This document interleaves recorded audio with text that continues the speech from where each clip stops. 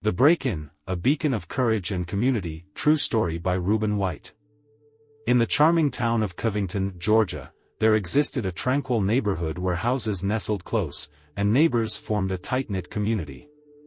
The streets were lined with blooming magnolias, their fragrance carrying whispers of unity and strength. It was in this very neighborhood that a remarkable story unfolded, a story that showcased the power of love for one's neighbor and the unbreakable bonds that can arise from adversity. On a warm, sun-kissed afternoon, the radiant beams of the sun filtered through the branches of ancient oak trees as I embarked on a leisurely walk with my beloved puppy, Gizzie. The bond between us was palpable, his excitement contagious as we explored the world together.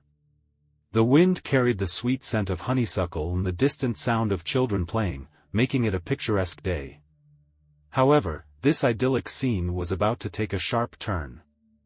Upon returning home, I noticed Gizzie's attention drawn to something across the street, a curious and alarming sight at my neighbor's house. My furry companion's curiosity soon turned into determination as he charged toward the source of his concern. I called out his name, but he would not be deterred, not until he reached the truth that tugged at his instincts. Finally, Gizzie came to a halt, his trembling fur a testament to his unease. Whatever had unsettled him was disquieting, and I could not ignore it. Gathering my little friend into my arms, I tried to soothe him, but my own gaze was now fixed on my neighbor's home. As I turned to see what had troubled my faithful companion, there, like shadows in the periphery, were two indistinct male figures peering surreptitiously from behind the corners of her house. A chill ran down my spine, for my neighbor had recently mentioned that her brother would be visiting. However, an inexplicable feeling gnawed at my heart, telling me that these men were not who they claimed to be. In that moment, an unshakable resolve took hold of me. I knew I had to act swiftly and responsibly.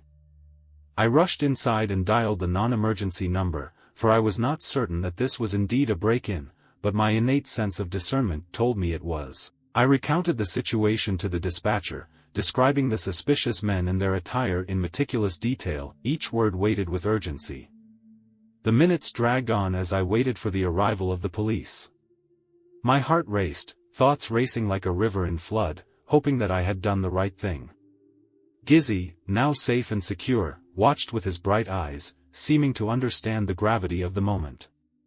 Time seemed to stretch, making seconds feel like hours, but my faith in my instincts remained steadfast. Hours later, the wheels of justice began to turn. The police had apprehended the two men.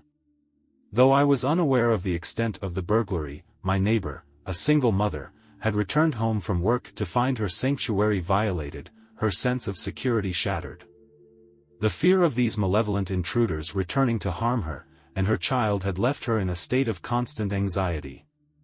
It was not just the stolen possessions that left her distressed, it was the feeling of vulnerability, the knowledge that her safe haven had been invaded. In the face of this adversity, it was the warmth and support of the community that began to shine brightly. Around 7 o'clock in the evening, a knock echoed through my door. It was a representative of our local police department. They had both culprits in custody and asked me to identify them individually. What followed was a stroke of brilliance and a testament to their dedication to justice. The police officers positioned the two vehicles in which the men had been detained to face each other, and they shone their headlights into the cars. This tactical move obscured my identity, a gesture of protection that moved me deeply. In the days that followed, I stood by my neighbor, accompanying her to court as the proceedings unfolded. It was in the hallowed halls of justice that the truth came to light, and the men were found guilty of their heinous deeds. The support of our close-knit neighborhood had triumphed, proving that in times of need, we could rely on one another, a testament to the strength of unity and love. The second is this: you shall love your neighbor as yourself. There is no other commandment greater than these. These words, etched in the sacred texts, echoed through my heart as I contemplated the events that had transpired. They encapsulated the essence of this story, a powerful reminder that when we love and protect our neighbors, we forge bonds that can withstand any challenge. The break-in that had shaken our neighborhood had ultimately brought us closer together. It had demonstrated that in our darkest hours, we could count on the courage and compassion of those around us. Our collective spirit had triumphed over adversity, proving that the power of community and the love for our neighbors were the most potent forces of all. As the story of the break-in circulated throughout Covington, it became a beacon of hope and inspiration for all who heard it. It stood as a testament to the strength of unity, the power of discernment, and the unwavering support of a loving community.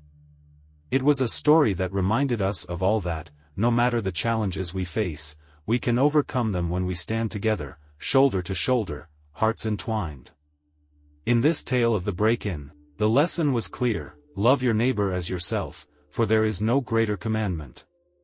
In doing so, we create a world where courage shines brighter than fear and where the bonds of community are unbreakable. As a result, I became a member of the Newton County Community Board and an active board member of our community HOA, overseeing the Neighborhood Watch, working closely with the Newton County Police Department.